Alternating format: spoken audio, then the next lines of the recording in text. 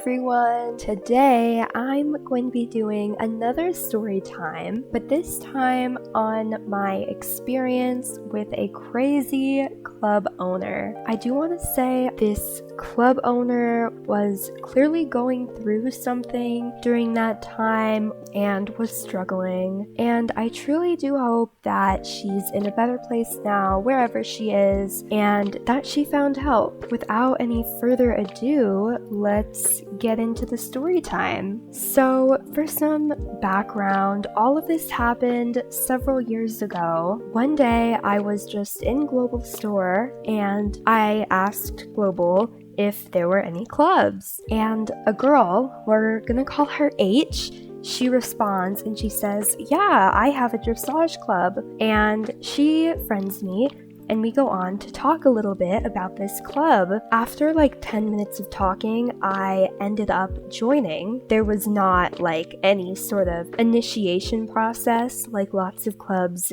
now have. So I joined and I was really serious about this club. I went to events like every day. There were probably only like 5 of us that would show up consistently every single day, but this club was like maxed out. There were 50 out of 50 members. I kind of noticed from the beginning, H would tend to get into arguments with some of her club members, not infrequently, and I felt bad for her. To me, the arguments seemed very silly, and I really liked H. She had let me into this club, like she had been really kind. So I always stood up for her. I always took her side in these arguments, and I'd talk to her in friend chat and be like, oh, it's okay, they're wrong, you're right, or whatever. And she seemed to really appreciate that. I think me being one of the most active members from the start kind of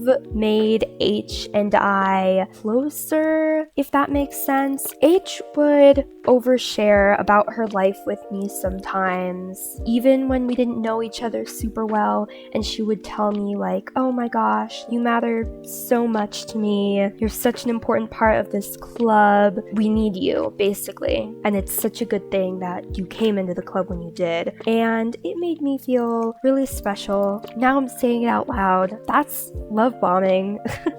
If anyone says that to you. Oh my gosh. In the last story time, I could not get past this race and win. I know I can't do it this time either. Oh my gosh, wait. I actually did it. What the heck? Anyway, so most of the members in this club had Discord, and H would often be like, oh, you should get Discord so we can talk more outside of Star Stable. One day I was like, okay, sure, I'll get Discord. So I got it, and I feel like that's when a lot of the red flags kind of started to pop up. So let's dig into those a little bit. So almost like right after I got Discord, H would start messaging me pretty late at night, like 10 or 11. She would message me, and I'm not going to go into detail about these messages, but I felt pressured to respond. I felt like I needed to respond. It couldn't wait until morning, and this would result in me being awake pretty late in the night, just texting H on Discord. This definitely created a bit of a toxic environment between us in the way that I, a lot of the time, felt like I was her personal therapist. Now, a huge reason as to why this was a problem is she claimed she was 19, based off of the way I sounded in call and the way I typed, in Discord and chat and all that. I think it was very clear I was nowhere near being 19. She still would message me all these things, and this really put me under a lot of stress. I was already pretty anxious at the time, but I felt like I just had to help H with her load of anxieties as well. It just was not good for my mental well-being whatsoever. Once again though, this was several years ago and I'm far away from that situation. I'm all good. Eventually, H invited her boyfriend into the server. I don't know if this is weird or not. Thinking back on it, it kind of is, but her boyfriend would interact with us a lot, even just in like private like friend chats with each of us. It wasn't creepy, but it was clearly a club made of young girls, and he was 20. Okay, this sounds weird. He would talk to us, and he'd message me privately a lot, being like, hey, did H talk to you about this? She seems really distressed. And I'd be like, yeah, and we were both really worried about H's mental well-being. I remember him saying that he wanted to like propose to H. They had never met up in real life before. They had only met online somehow. I'm not really sure of all the details about their relationship. I thought that was a little crazy. Even then, I was like, dang, like that's a little fast. But he seemed to really like her again. I don't know what was going on behind the scenes in their relationship. Anyway, eventually I became a club leader. Being a club leader didn't really mean much. Honestly, I think club leaders were just a role given to H's closest friends, because I never like led events or anything. I didn't have any sort of authority over any of the other members. I don't know, I was a club leader, and I had never had any sort of rank like that in a club before, so I was really grateful to H. Another thing that's a little weird thinking back on it is she would encourage us to call her mother, like Mother H. Not as a joke even, but like seriously, that was practically her nickname, Mother H. Which in a joking way, I feel like that's fine. But when you're clearly older than a lot of the people in your club and you're having them call you mother in a serious way, I don't know, that's just a little bizarre to me. It's giving cult vibes. I swear we weren't in a cult. One day, or night, I should say, I get some frantic messages from H on Discord, and basically she was telling me that she couldn't handle the club anymore. It was too much stress on her, too much pressure, which I understand, but she was saying that I needed to log on and take over the club.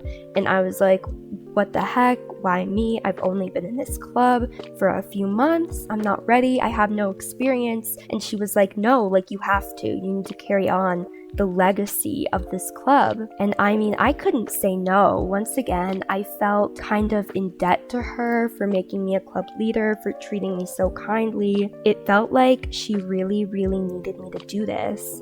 So, I mean, I did. I had to explain to my parents why I had to log on at like 10 o'clock at night and get on Star Stable, which was kind of awkward, but they did let me.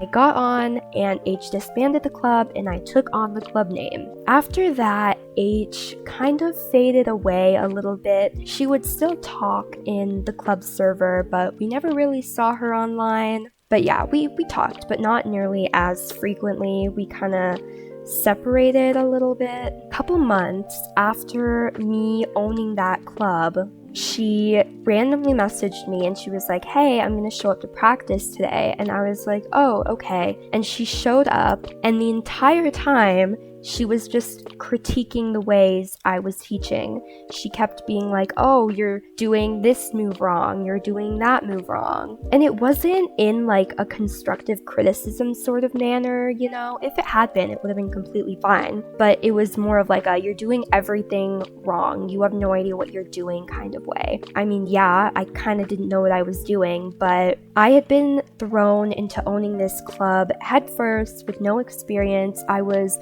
trying to find a nice blend of my teaching style and what I had learned from H. And as for doing the moves all wrong, I had found the Star Stable Dressage Dictionary website and I was learning all the moves from there. So I was like, oh, we're following the Star Stable Dressage Dictionary. That's how we're getting all our moves. And she was like, well, it's wrong. Basically, She was just being really rude for no reason. I wanted to say, you up and abandon this club. You have no right to critique the way I'm running it. But I didn't say that. It really bothered me. Everyone else was kind of like messaging me afterwards saying like, oh, I'm sorry H was behaving like kind of weirdly. So a few months later, I decided that I wanted to do a big rebranding. Because H had made the Discord server and not me, there were certain things I couldn't do, only the creator of the server can do. So I ended up making a whole new Discord server. We changed the club name, we changed the club outfit, just a lot changed. But H did not like this apparently. I don't think we had talked since that day when she came in, critiquing my dressage teaching. So it had been a while and she just reached out and she was like, hey, why didn't you talk to me before changing all the stuff about the club? And this was after everything had changed. This had been in progress for weeks. I had said many times, like in the server, oh, we're changing things. Basically, she thought I should have reached out and gotten her permission, which she clearly had a big emotional attachment to the club. So I understand in that way, it's hard to see things change. I think that was the last time I heard from her. And the next time I heard about her, it was actually her boyfriend reaching out to me, and he said, hey, did H block you too? And I checked and H had indeed blocked me, and I was like, yeah, do you know what's going on? Is she good? And he said that he had found out H had been lying about her age the entire time. H was not 19, she was 15, and she had been lying to a guy who was supposed to be 20. A lot of stuff surrounding H was just very questionable, a little concerning. And when he confronted her, she blocked him. And that was the last time I interacted with H's boyfriend and just honestly kind of thought about her. After that, I went on to own the club for nearly a year. If you guys are interested, I can definitely make a whole separate video talking about my experiences with that club. There's one more thing though, maybe relating to age, that I do want to touch on. About a year ago now, I think I was just training, and a girl comes up to me, friends me, says she likes my outfit, and then just starts talking to me about all kinds of stuff. I don't remember exactly what the heck we were talking about, but it was kind of a weird conversation. It felt like talking to someone I had known for a long time. The way she was talking to me, it kind of gave that impression that she had known me for a long time. H had a more of a distinctive way of phrasing things, and this person was phrasing things the same way H would. Eventually, the person was just freaking me out so much, and I was like, hey, I'm sorry, I'm uncomfortable, so I'm just gonna end this conversation right here. And they were like, oh, okay, like they seemed fine with it. So was that H? My gut tells me it was, but my gut also tells me if I don't run up the basement stairs as fast as I possibly can, something's gonna reach out of the dark depths and drag me back down. Oh shoot, I always think that there's only gonna be one lap and then the race will be over, and I just embarrass myself every time. Like I said at the beginning of the video though, H was clearly going through something, and I really hope that she's doing much better now. I tried to put maybe not a positive twist on it, but like have a little lesson at the end, so I'm gonna do that for this story time. I hope what you take away from all of this is that people online are not always who they say they are. I'm really happy all that happened though, simply because if it hadn't, I never would have met some of the most amazing people. Okay, now I'm confused as to what message I'm trying to even pass on here.